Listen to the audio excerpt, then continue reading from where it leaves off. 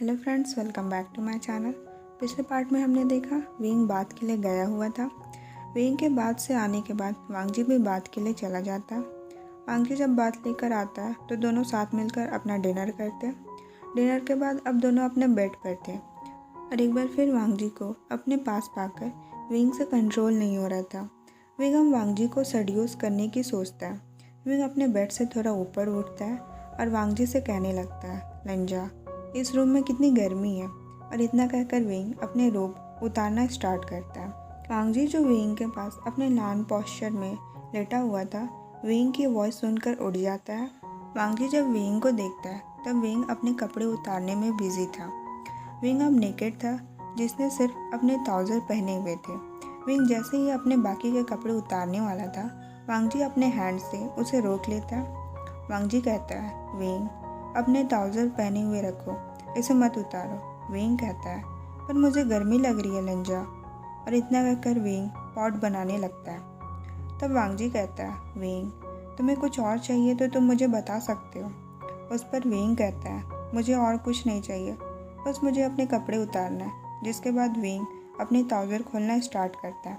अब विंग पूरी तरह से नेकेड था। विंग वांगजी से कहता है, लंजा, तुम्हें गर्मी नहीं लग रही क्या? और विंग वांगजी के पास जाकर कहता है, लंजा, लो मैं तुम्हारी हेल्प कर दूँ तुम्हारे कपड़े उतारने में।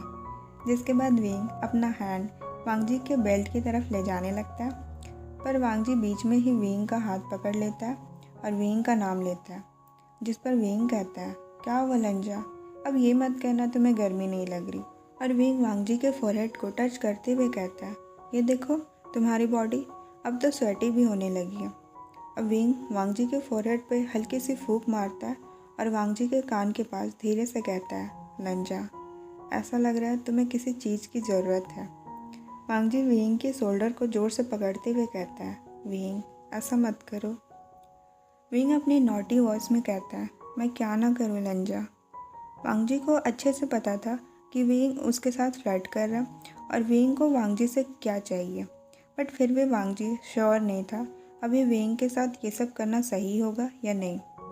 वांगजी जब ये सब सोच ही रहा था तभी विंग वांगजी के लोअर बॉडी को टच करते हुए कहता है, लंजा, मुझे नहीं पता तुम क्या सोच रहे हो या फिर तुम क्यों मेरे से हमेशा दूर दूर रहते हो, बट लंजा, मैं तुमसे सिर्फ एक ही बात कहना चाहता हूँ। मैं तुमसे प्यार करता हूँ और तुम्हारा होना चाहता हूँ, और अगर फिर भी तुम्हें अनकंफर्टेबल लगे तो तुम मुझे खुद से अलग कर सकते हो। जिसके बाद विंग वांगजी के लैप में बैठ जाता है और वांगजी की पूरी बॉडी को टच करते हुए उसे नेक किस करने लगता है। पहले तो विंग का वांगजी को सेड्यूस करना और अब वांगजी की पूरी बॉडी को टच करते हुए उसे किस करना, इससे ज़्यादा टॉर्चर वांगजी बर्दाश्त नहीं कर सकता था। वांगजी भी अपना एक हैंड विंग की वेस्ट पर रखते हुए उसे बेड पर लेटा देता है। इससे पहले दोनों स्टार्ट होते वांगजी कहता है, विंग, मुझे तुमसे कुछ कहना है। बट विंग वांगजी की मौत पर अपने फिंगर रखते हुए कहता है, लंजा, अभी नहीं। जिस पर वांगजी कहता है, पर विंग, मैंने तुम्हारे साथ कुछ ऐसा किया जिसके लिए शायद तुम मुझे कभी माफ़ ना करो। क्या फिर भी तुम मेरे साथ ये सब करना चाहोगे? अब विंग अपने बेड से थोड़ा ऊपर उठता है, वांगजी को उसके लिप्स पर किस करते हुए कहता है, लंजा, मुझे कोई फ़र्क नहीं पड़ता तुमने मेरे साथ क्या किया, बस मेरे लिए मैटर करता है कि तुम मेरे साथ हो। विंग की बात सुनने के बाद वांगजी अब खुद पर कोई भी कंट्रोल नहीं करता और विंग को एक डीप किस करता। इतने सालों तक रोज़ इंटीमेट होने के बाद ये फर्स्ट टाइम था कि वांगजी इतने टाइम तक विंग से दूर था। बट आज रात ऐसा नहीं था। वांगजी को विंग पूरी तरह से मिलने वाला था। वांगजी अभी भी विंग को किस कर रहा था और अपने दोनों हैंड से विंग की लोअर बॉडी को टच कर रहा था। वांगजी रफली विंग की बैक टच करते हुए अपने हैंड विंग के हैंड के पास लेकर आता और विंग के दोनों हैंड विंग के हेड के ऊपर ले जाकर अपने एक हैंड से उसे लॉक कर देता है। बट इस बीच दोनों ने एक दूसरे को किस करना बंद नहीं किया था। जब वांगजी पूरी तरह से सेटिस्फाई हो जाता है तब जाकर वांगजी उसे किस करना बंद करता है। वांगजी जब विंग की फेस की तरफ देखता है तो उसे विंग काफ़ी बुरी हालत में मिलता है। विंग के आंखों से आंसू आ रहे थे और लिप्स पूरी तरह से रेड हो गए थे और साथ ही साथ उसके लिप्स पर बाइट के भी मार्क्स थे। विंग को इस तरह देख वांगजी अब बिल्कुल भी खुद पर कंट्रोल नहीं कर पा रहा था। और एक बार फिर वांग जी विंग को एक डीप किस करता है। उस डीप किस के बाद दोनों काफ़ी ज़्यादा एक्साइटेड हो गए थे, जिसके बाद दोनों थोड़ा भी टाइम वेस्ट नहीं करते और सीधा इंटीमेट होना स्टार्ट होते हैं। इस विंग का ये फर्स्ट टाइम था, बट वांग जी पूरी तरह अपने मॉन्स्टर रूम में आ चुका था, जिसके बाद वांग जी एक सेकेंड भी विंग पर दया नहीं दिखाता। और इतना ही नहीं, वांग जी उस रात विंग को तब तक नहीं छोड़ता जब तक कि वांग जी पूरी तरह से सेटिस्फाई ना हो जाए। सेक्स के बाद विंग में बिल्कुल भी जान नहीं बची थी, इसलिए विंग सेक्स के तुरंत बाद ही सो जाता है। वांग जी भी खुद को और विंग को क्लीन करता है और उसके बाद उसे हक करके सो जाता है। अब मॉर्निंग का टाइम था। विंग जब सोकर उठता है तब उसे वांग जी कहीं भी नहीं दिखाई देता, और क्योंकि 9 बज चुके थे तो ऑफकोर्स वांग जी उठ चुका होगा। विंग जब वांग जी के बारे में सोच ही रहा था तभी उसे लास्ट नाइट याद आ जाती है, जिसके बाद विंग काफ़ी ब्लश करने लगता है। विंग जब ये सब सोच ही रहा था तभी वांग जी डोर से एंटर करता है। वांग जी अपने साथ कुछ फूड लेकर आया हुआ था। वांग जी उस फूड को टेबल पर रखता है और विंग के पास आकर उसे एक मॉर्निंग किस करता है और दोनों एक दूसरे को मॉर्निंग विश करते हैं। बट एक किस से उन दोनों का कहाँ कुछ होने वाला था। वांग जी एक बार फिर विंग को एक डीप किस करता है और धीरे धीरे उसे बेड की तरफ प्रेस करने लगता है। विंग ने भी अपने हैंड वांग जी के नेक पर डाले हुए थे और अपने साथ साथ वांग जी को भी विंग बेड की तरफ ले जाने लगता है। बट इससे पहले उन दोनों के बीच आगे कुछ होता, विंग को याद आता है कि लास्ट नाइट उसके साथ क्या हुआ था, जिसके कारण विंग अभी तो लंजा के साथ कुछ नहीं करना चाहता था। विंग वांग जी को खुद से अलग करते हुए कहता है, लंजा मैं कह रहा था कि। बट इससे पहले विंग कुछ कहता, वांग जी एक बार फिर विंग को किस कर लेता है, जिसके बाद विंग भी वांग जी से कुछ नहीं कहता। विंग को बस एक नाइट में ही समझ में आ गया था कि वांग जी उसकी हर बात मान लेगा, बट सेक्स में विंग चाहकर भी वांग जी को मना नहीं कर पाएगा और ना ही वांग जी विंग की सुनने वाला है। अब अपने मॉर्निंग सेक्स के बाद दोनों फ्रेश होकर अपना ब्रेकफास्ट करते हैं, जिसके बाद दोनों मार्केट की तरफ निकल जाते हैं। लंच के समय दोनों वापस इन में आ जाते हैं और अपना लंच करते हैं। और वांग जी लंच के बाद विंग को कई सारे प्लेसेस घुमाने को लेके जाता है। 1 वीक उस इन में रहने के बाद दोनों डिसाइड करते कि वो वापस अपने घर क्लाउड रेसेस लौट जाएंगे। जब दोनों क्लाउड रेसेस जा रहे थे तभी वांग जी विंग से कहता है, विंग ऐसी कोई और भी जगह है जहाँ तुम जाना चाहोगे। विंग जो चलते चलते भी अल्कोहल पी रहा था वांग जी से कहता है, लंजा तुम मुझे जहाँ ले जाना चाहोगे मैं वहाँ तुम्हारे साथ चलने के लिए रेडी हूँ, लेकिन अगर तुम पूछ रहे हो तो मैं लोटस स्कोप जाना चाहूँगा। लोटस स्कोप का नाम सुनकर वांग जी के माइंड में सबसे पहले जंगछा का फेस आता है।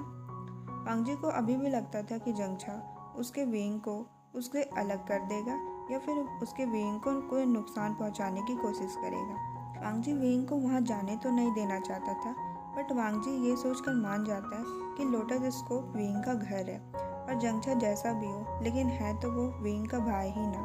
और ये सब सोचकर वांग जी विंग से कहता है, हम अगले मंथ जा सकते हैं। और ये सुनकर विंग भी काफ़ी खुश हो जाता है। मॉडर्न वर्ल्ड का जंगछा और ये विंग दोनों काफ़ी क्लोज थे और एक दूसरे को भाई ही समझते थे, बट उन दोनों के बीच कभी इतनी बड़ी लड़ाई नहीं हुई थी। हालांकि छोटी मोटी फाइट उन दोनों के बीच हुआ करती थी, जिसे जियांगन ने संभाल लिया करती थी। विंग यहाँ रहकर अपनी फैमिली को काफ़ी मिस कर रहा था, इसलिए विंग इस जंगछा से मिलना चाहता था। और विंग काफ़ी क्यूरियस भी था, क्या दोनों जंगछा की हरकतों के साथ साथ उन दोनों का फेस भी सेम होगा, जिसे वो नेक्स्ट मंथ पता कर पाएगा। अब विंग और वांग जी दोनों क्लाउड रेसेस पहुँच गए थे और दोनों अपने रूम में एंटर करते हैं। और जैसे ही विंग अपने बेड पर जाने वाला था, वांग जी विंग को पीछे से हग कर लेता है। विंग वांग जी से कहता है, लंजा क्या हुआ। बट वांग जी कुछ भी नहीं करता और सीधा विंग को नेक किस करने लगता है। पर क्योंकि विंग अभी टायर्ड था इसलिए विंग वांग जी से कहता है, लंजा मैं काफ़ी थक चुका हूँ, हम बाद में ये सब कर सकते हैं, और तुम्हें लांसीचान गाँव से भी तो मिलने जाना है। उस पर वांग जी कहता है, मैं बाद में मिल लूँगा। विंग कहता है, नहीं तुम्हें अभी जाना चाहिए और मैं काफ़ी थक चुका हूँ। वांग जी कहता है, तुम बाद में आराम कर लेना। विंग कितना भी वांग जी को समझाए, वांग जी विंग की किसी भी बात पर कोई भी रिएक्ट नहीं करता। जब से दोनों इंटीमेट हुए थे वांग जी कोई भी मौका नहीं छोड़ता था विंग के साथ सेक्स करने का। विंग को वांग जी की इस बात से कोई प्रॉब्लम तो नहीं थी, बट दिन भर में कई बार इंटीमेट होने से वेंग पूरी तरह से थक जरूर जाता था। पर वांगजी फिर भी वेंग पर थोड़ा भी अपना काइंडनेस शो नहीं करता। दोनों अभी भी उसी पोजीशन पे खड़े थे। वेंग खुद को वांगजी से अलग करने की कोशिश कर रहा था और वांगजी उसे नेक बाइट दिए जा रहा था। वेंग जब स्ट्रगल कर ही रहा था तभी लांसीचान वहाँ आ जाता और उन दोनों को इसी तरह देख लेता। लांसीचान को देखकर दोनों जल्दी से एक दूसरे से अलग होते। लांसीचान कहता है, लगता है मैं गलत टाइम पर आ गया, मैं बाद में आता हूँ। और इतना कहकर लांसीचान वहाँ से जैसे ही जाने वाला था तभी वेंग लांसीचान को रोकते हुए कहता है, सिचानगा, हम बिजी नहीं हैं, आप बता सकते हैं जो भी आप कहने आए थे। वेंग की वॉइस सुनकर लांसीचान उन दोनों की तरफ देखता है। लांसीचान काफ़ी एम्बैरस फील कर रहा था, बट लांसीचान जब वांगजी को देखता है तो लांसीचान देखता है कि वांगजी उन दोनों से भी ज़्यादा एम्बैरस फील कर रहा था। वांगजी ने अपने हेड नीचे झुकाए हुए थे और वांगजी की ईयर काफ़ी ज़्यादा रेड हो गई थी। वांगजी इसी हालत में लांसीचान से कहता है, ब्रदर, आप कह सकते हैं आपको जो भी कहना है। वांगजी को इस तरह देख लांसीचान को वो काफ़ी क्यूट लग रहा था और साथ ही साथ लांसीचान को काफ़ी हंसी भी आ रही थी।